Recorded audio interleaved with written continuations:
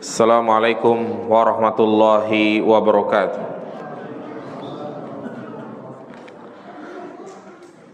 Alhamdulillah wassalatu wassalamu ala Rasulillah wa ala alihi wa sahbihi wa mawalah.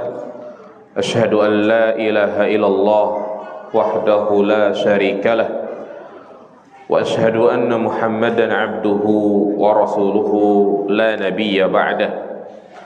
Allahumma salli ala Muhammad wa ala ali Muhammad.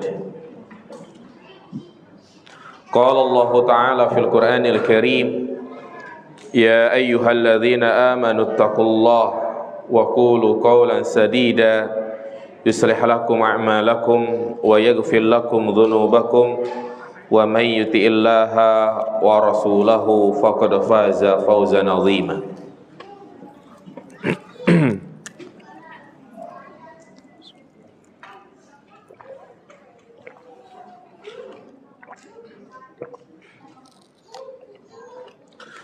Amma ba'du, ayyuhal ikhwah, a'azzani Allahu wa iyyakum jami'an. Pada kesempatan yang berbarokah ini, kembali kita akan melanjutkan serial kajian rutin kita membahas al-hukuk fil Islam, hak-hak di dalam Islam, kewajiban-kewajiban yang harus kita tunaikan sebagai seorang muslim. Di sana ada hak-hak yang harus kita tunaikan, maka menjadi sempurna Islam kita. Terakhir kita bahas hak berkenaan tentang hakul muslim alal muslim, hak seorang muslim kepada muslim lainnya. Iya. Adapun pada kesempatan yang berbarokah ini kita masuk ke hak yang ke-19. Hakku yaumil Jum'ah. Hak hari Jumat. Ada apa dengan hari Jumat? Apa keutamaannya dan keistimewaannya? Juga amalan-amalan khusus yang disyariatkan di dalamnya. Dikatakan yaumul Jum'ah. Tentu setiap hari dalam sepekan memiliki nama-nama tersendiri. Ada yaumul Ahad, yaumul Isnain, wa yaumul Arbi'a, Sulasa, Al-Khamis. Kalau kita perhatikan, ini berasal dari angka.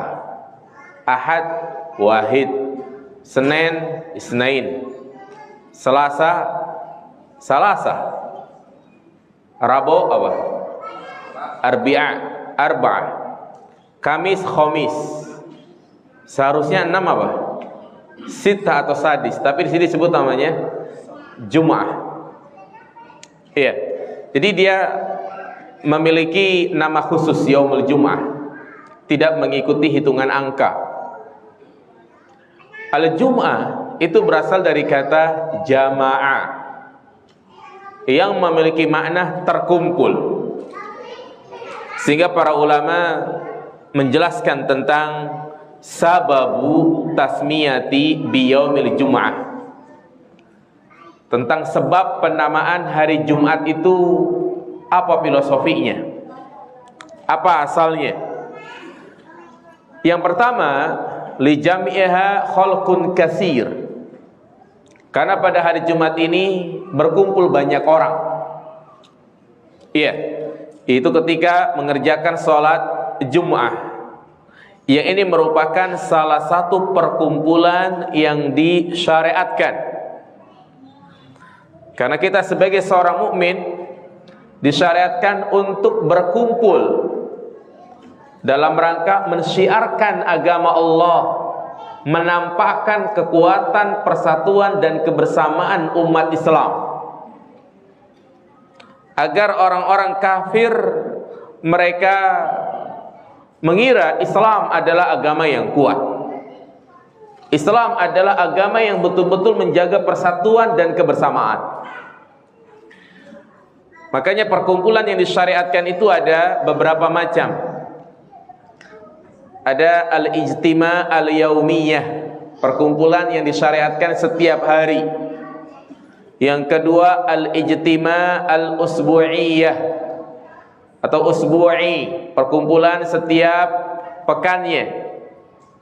Yang ketiga ijtima' hauli, perkumpulan yang disyariatkan setahun sekali. Dan yang keempat ijtima'u umri, perkumpulan seumur hidup sekali. Ijtima' yaumi, perkumpulan yang disyariatkan setiap hari adalah salat berjamaah. Kita disuruh untuk berkumpul mengerjakan salat dengan berjamaah. Perkumpulan setiap pekan yaitu salat Jum'ah. Perkumpulan setiap setahun Idul Fitri dan Idul Adha. Dan perkumpulan seumur hidup sekali adalah perkumpulan kita di Padang Arafah, yaitu melaksanakan ibadah haji. Iya, itulah penamaan dikatakan Yaumul Jum'ah li jam'iha khalqun katsir. Kemudian alasan yang kedua dinamakan hari Jumat lima jumi'a fihi minal khairat, karena terkumpul di dalamnya kebaikan-kebaikan dan keutamaan-keutamaan. Oleh karena itulah jamaah yang dirahmati Allah Subhanahu wa taala, kita harus tahu tentang keistimewaan hari Jumat agar menjadi motivasi buat kita semua untuk semangat beribadah di dalamnya. Ia adalah hari yang sangat istimewa, hari di mana Allah Subhanahu wa taala memerintahkan banyak ibadah di dalamnya. Maka yang pertama di antara kewajiban kita sebagai seorang muslim terhadap hari Jumat ini adalah mengetahui keutamaannya. An-na'rifa fadlahu. Kita harus tahu keutamaan dan keistimewaannya bila dibandingkan dengan hari-hari yang lainnya. Yang pertama, hari Jumat dikatakan a'yadul muslimin, hari rayanya kaum muslimin. Orang-orang Yahudi punya hari raya, orang Nasrani pun demikian. Adapun umat Islam, Allah jadikan hari Jumat sebagai hari raya mereka. Sebagaimana sabda Nabi sallallahu alaihi wasallam, "Innallaha manna hadhil ummata li hadzal yaum wa kana lil yahudi yaumus sabt wa kana lin nasara yaumul ahad." Sesungguhnya Allah Subhanahu wa taala menganugerahkan hari Jumat ini kepada umat Islam, ya, sebagai hari khusus, hari raya mereka. Jadi hari raya itu ada 3, Idul Fitri, Idul Adha, dan hari Jumat. Orang-orang Yahudi memiliki hari raya itu hari Sabtu, adapun orang Nasrani hari Ahad. Iya. Karena itu di Saudi Arabia mereka itu liburnya bukan hari Ahad, tapi mereka liburnya di hari Jumat. Dan kalender yang mereka gunakan itu juga bukan kalender Masehi, tapi kalender Hijriyah. Nah, kemudian disebutkan juga dalam hadis yang sahih, inna yaumal jum'ati sayyidul ayyam wa a'zamuha indallah wa huwa a'zamu indallahi min yaumil adha wa yaumal fitri fihi khamsu khilalin. Sesungguhnya hari Jumat adalah pemimpin hari-hari yang lainnya. Dia adalah hari yang paling agung di sisi Allah. Bahkan dikatakan wa huwa a'zam indallah min yaumil adha wa yaumil fitri. Hari Jumat itu hari yang lebih agung daripada hari raya Idul Adha dan hari raya Idul Fitri. Kenapa? Fihi khamsu khilalin. Terjadi di dalamnya 5 perkara. Khalaqallahu fihi Adam. Allah Subhanahu wa taala menciptakan Nabi Adam. Wa ahbatallahu fihi Adam ilal ard. dan Allah mengeluarkan Adam dari surga ke bumi. Wa fihi tawaffallahu Adam, dan di dalamnya Allah Subhanahu wa taala juga mewafatkan Nabi Adam. Jadi Nabi Adam wafat di hari Jumat.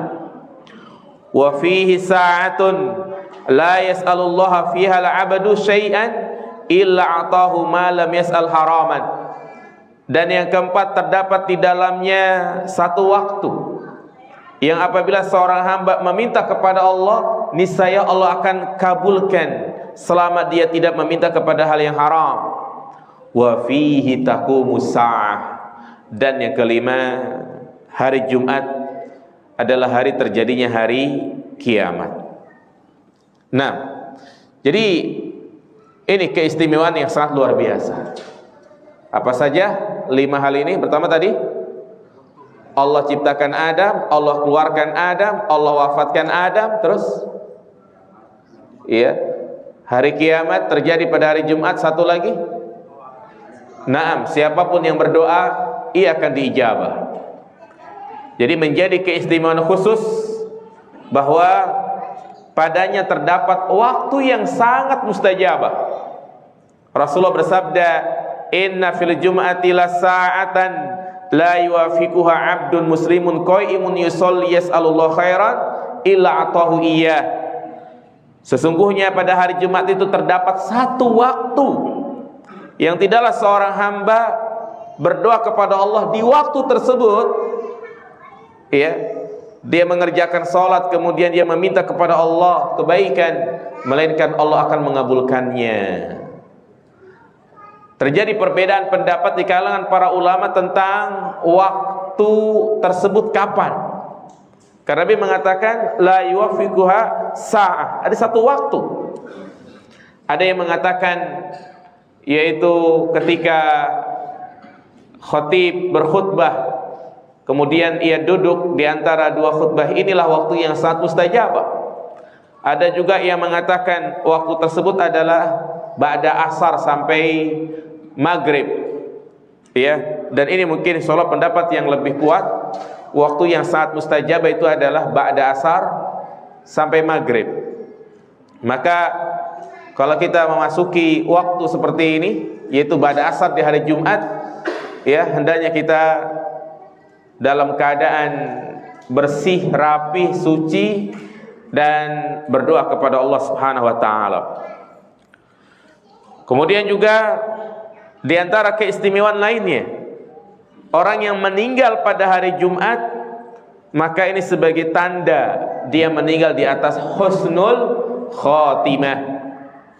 Rasulullah bersabda, "Ma min muslimin yamutu yaumal jum'ati aw lailatal jum'ati illa waqahullahu fitnatal qabr."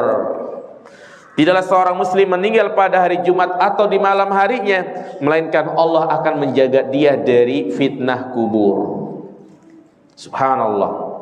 Tentunya dia meninggal dalam keadaan melakukan ketaatan. Dan kita hanya bisa berharap ketika kita mendapati ada saudara kita yang meninggal pada hari Jumat, kita doakan semoga dia meninggal dalam keadaan husnul khotimah, karena dia meninggal di hari Jumat. Namun kita tidak boleh memponis fulan udah pasti masuk surga tuh. Kenapa? Meninggalnya di hari Jumat. Ya. Kemudian juga tidak dipahami secara umum. Ya, semua orang yang meninggal di hari Jumat dia pasti terbebas dari azab kubur. Kalau kita kaitkan dengan hadis-hadis yang lain bahwa dia yang meninggal dalam keadaan tidak melakukan kesyirikan, meninggal dalam keadaan melakukan amal soleh. Ya. Adapun kalau dia meninggal dalam keadaan bermaksiat, maka ini urusannya di hadapan Allah Subhanahu wa taala. Kemudian juga di hari Jumat inilah neraka jahanam tidak dipanaskan. Keyakinan sebagai seorang mukmin disebutkan dalam banyak hadis bahwasanya panasnya terik matahari di siang hari itu menjadi sebabnya adalah min fai'i jahannam, karena hembusan api yang ada di neraka jahanam.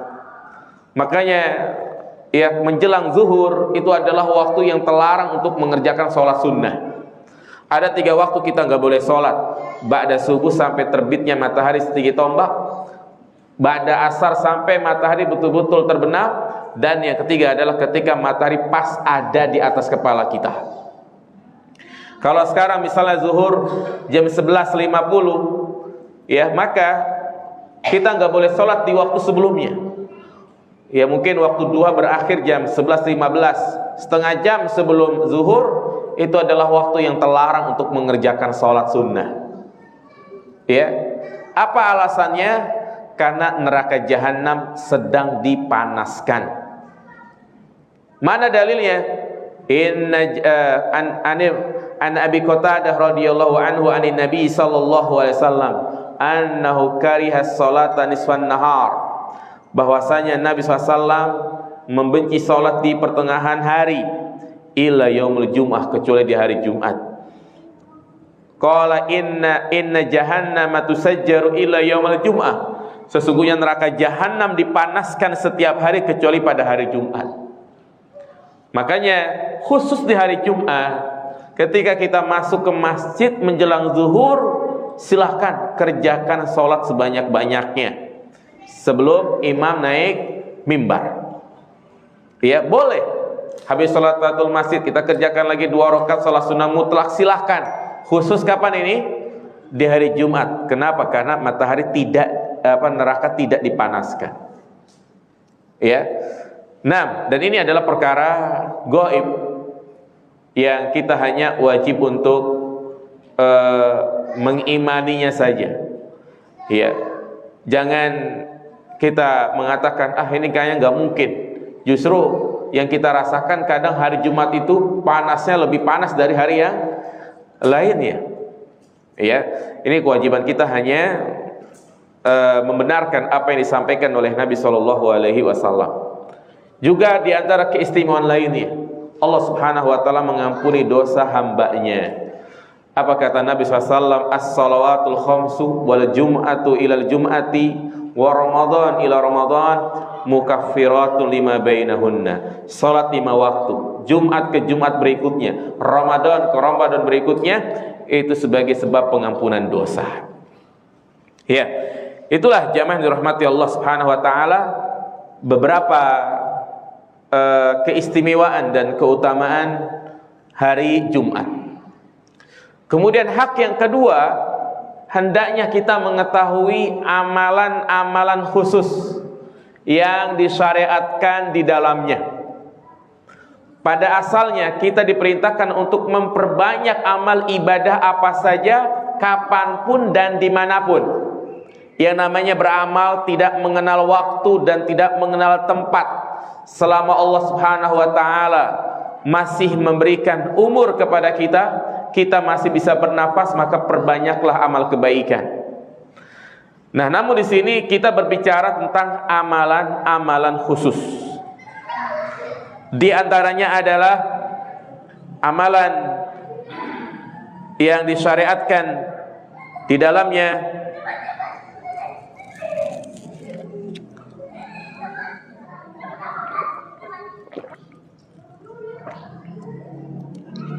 khususnya pada sholat subuh di hari Jumat,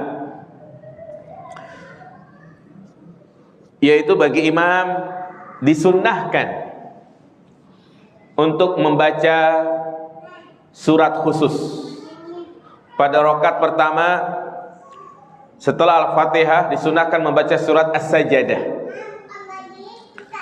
Di rakaat yang kedua membaca surat Al-Insan, hal ata 'alal insani hinum minad dahri lam yakun syai'an madhkura. Baik. Berbeda sholat subuh di hari-hari yang lain. Tidak ada surat khusus untuk dibaca. Ya. Jadi hari Jumat saja kita disuruh untuk membaca surat khusus ini. Ya. Dan subhanallah di beberapa masjid menerapkan sunnah ini. Entah kalau di masjid ini diterapin nggak? Ya, ya nggak apa-apa. Mulai belajar untuk menerapkan sunnah ini. Maka bagi imam hendaknya dia menghafal surat As-Sajdah dan surat Al-Insan. Mungkin kalau belum terbiasa kesannya lama benar.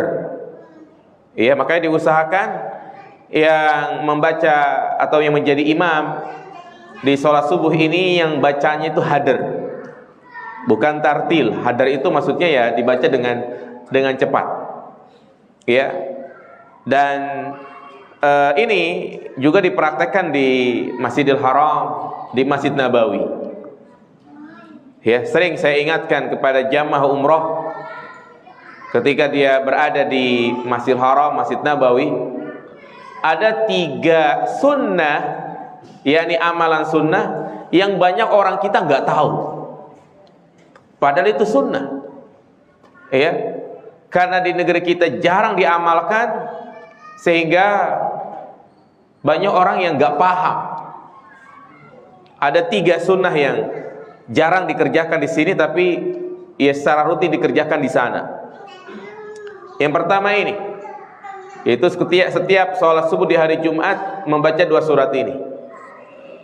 Maka saya ingatkan, pokoknya hari Jumat perhatikan imam baca surat apa.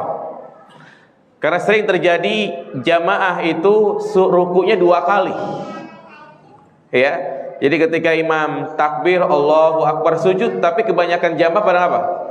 Ruku. Kemudian Allahu Akbar, lanjutin bacaan, kaget dia. Tadi ngapain itu imam? Disangka apa? Ruku. Nah, terus imam kan pasti ruku lagi kan, Allahu Akbar. Berarti rukunya berapa kali? 2 kali. Ya, kalau rukunya 2 kali namanya sholat apa ini? Sholat apa jemaah? Gerhana. Sholat gerhana kan setiap rakaat rukunya berapa kali? 2 kali, sering terjadi. Maka ini bagi siapa saja yang hendak melaksanakan ibadah umroh, diperhatikan. Ya, sholat subuh di sana itu merutinkan, ya, mengerjakan membaca surat As-Sajdah. Terus amalan yang kedua adalah azan subuh 2 kali. Ya memang sunnahnya seperti itu, tapi di Tangerang ini belum ada yang menerapkan. Mungkin kalau diterapkan juga pada kaget ya. Jadi sunnahnya azan subuh itu 2 kali. Azan yang pertama untuk membangunkan kaum muslimin, ya, dalam rangka mengerjakan sholat tahajud, sholat witir, atau juga yang ingin mengerjakan puasa sunnah, makan sahur. Jedanya biasanya 40 menit. Setelah itu baru azan subuh. Yang sering saya dapati, ya, kadang sebagian jamaah yang mereka tawaf jam 3, tawaf 1 putaran, 2 putaran, karena azan dia berhenti, dia sholat sunnah qobliyah. Qobliyah apa? Qobliyah subuh. Terus qobliyah subuh nungguin lama, kok gak komat ini ya. Setelah sekian lama nunggu lah, kok azan lagi? Ini keliru kali imamnya ya. Ya, entenya yang keliru gitu kan. Ya, jadi ini yang kedua. Dan yang ketiga adalah sholat jenazah. Ya, hampir setiap waktu sholat itu ada sholat jenazah di sana.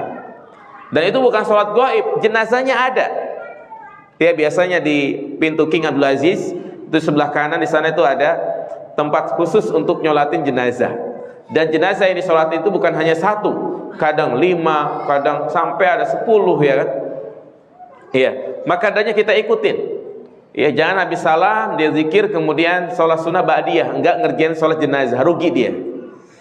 Ya, ini diantara kekhususan sholat subuh di hari Jumat.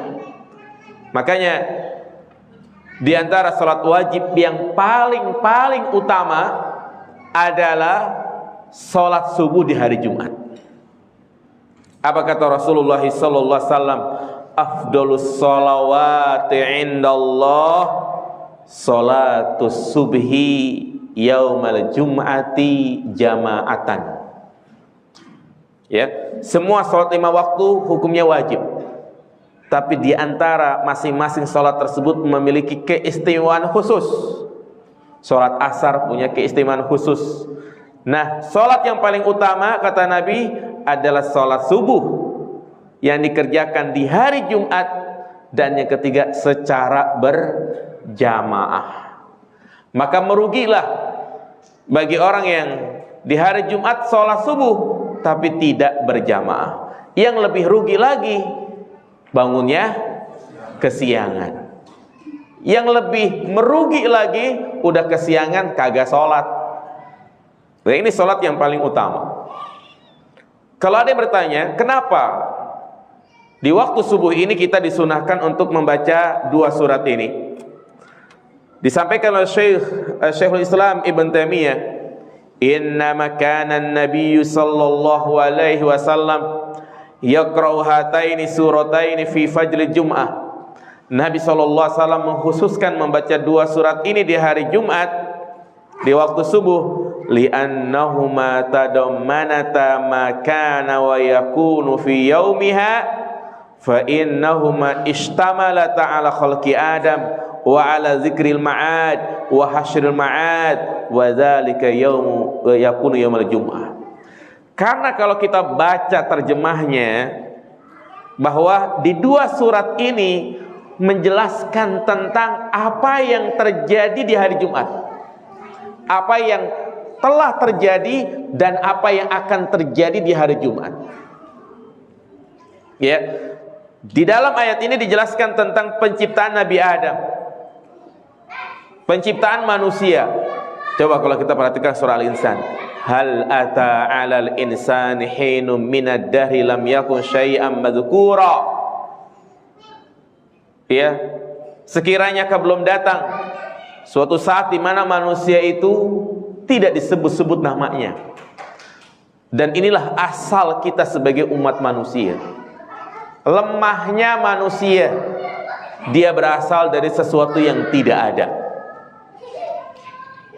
100 tahun yang lalu nama kita sudah ada belum di dunia ini, jemaah? Belum ada. Itulah tahapan manusia. Makanya para ulama menjelaskan manusia itu melewati beberapa tahapan, dan tahapan yang sekarang kita sedang berada di dalamnya adalah tahapan yang ketiga. Tahapan yang pertama disebut namanya marhalatul adam, suatu tahapan di mana kita belum ada di dunia ini. Yang kedua marhalatul rahim, tahapan di mana kita berada di alam rahim ibu kita selama berapa bulan? 9 bulan. Dan kita nggak ngerti apa-apa di situ. Ada nggak yang ingat? Ya, ketika dia berada dalam perut ibunya, nggak ada yang ingat. Kemudian yang ketiga nih sekarang nih, marhalatud dunya.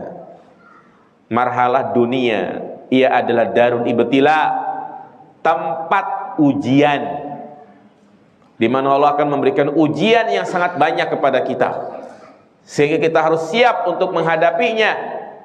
Makanya dikatakan hanya orang gila yang dia ingin hidup di dunia enggak dapat ujian. Kemudian tinggal 2 marhalah lagi yang semua kita juga akan mengalaminya, marhalatul barzakh. Kemudian yang kelima marhalatul akhirah, dan marhalatul akhirah ini pun banyak tahapannya. Yaumul ba'ats, yaumul mahsyar, yaumul mizan, yaumul haud, yaumul sirat. Ya, semua kita akan melaluinya. Dan kemudahan yang akan didapat oleh seorang hamba melewati tahapan-tahapan ini pada hari kiamat tergantung tahapan di dunia yang dia lalui. Ya. 6. Kemudian juga di surat tersebut dijelaskan tentang hari dikumpulkannya manusia. Ya, semua itu terjadi pada hari Jumat. 6.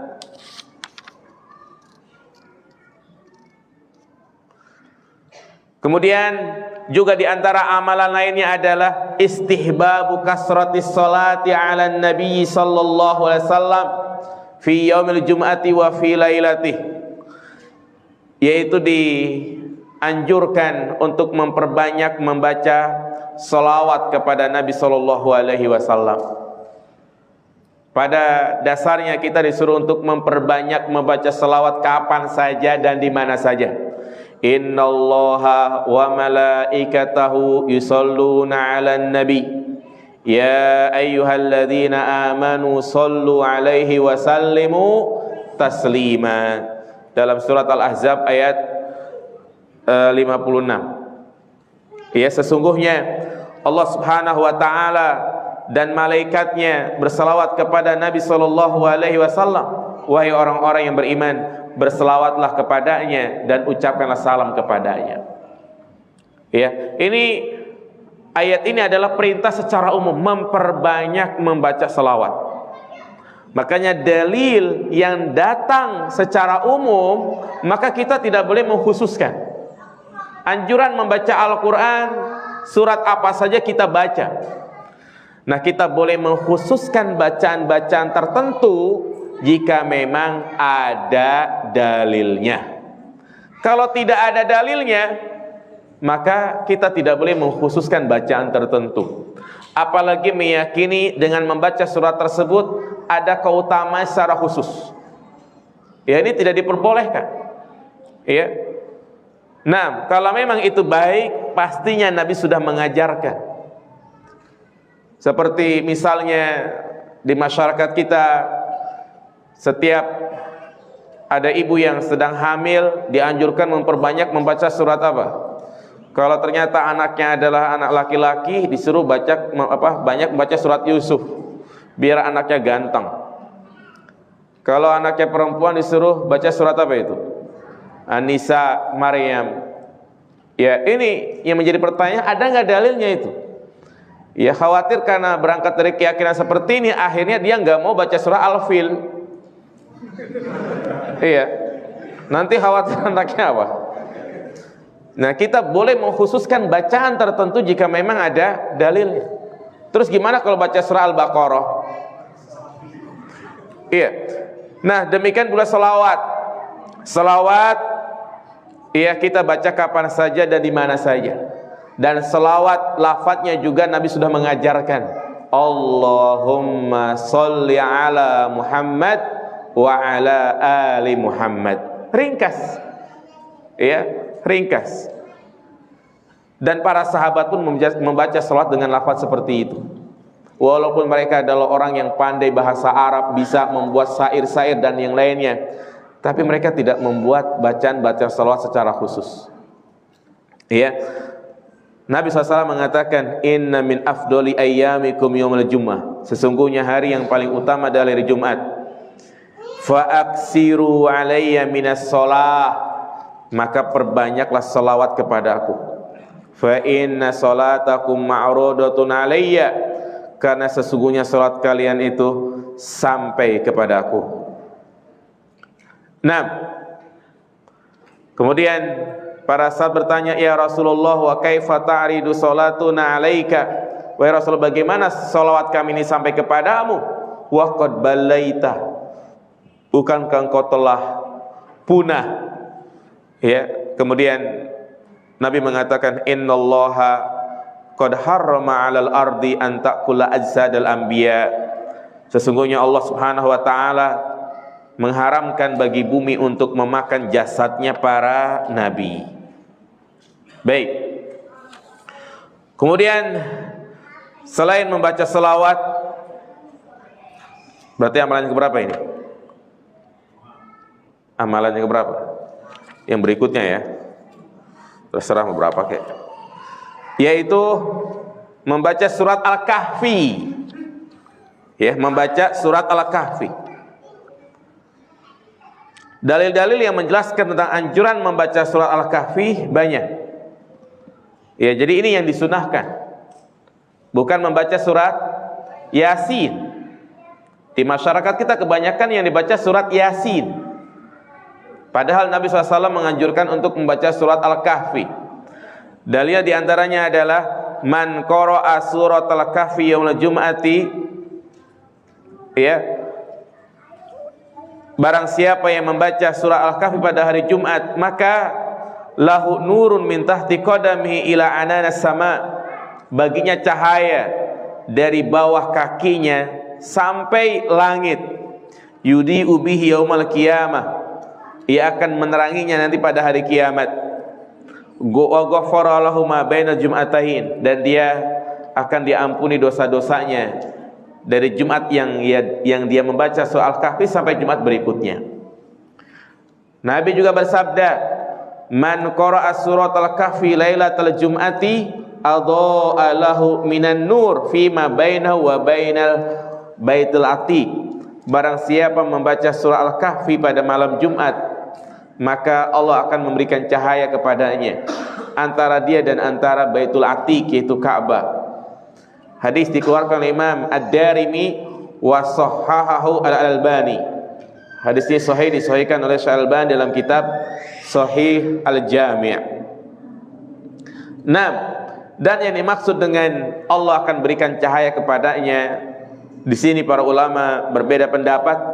Ada yang mengatakan ini adalah kinayah, di mana ia akan diberikan taufik dan hidayah dari Allah Subhanahu wa taala. Dan ada pula yang mengatakan ya, keutamaan ini berlaku nanti pada hari kiamat.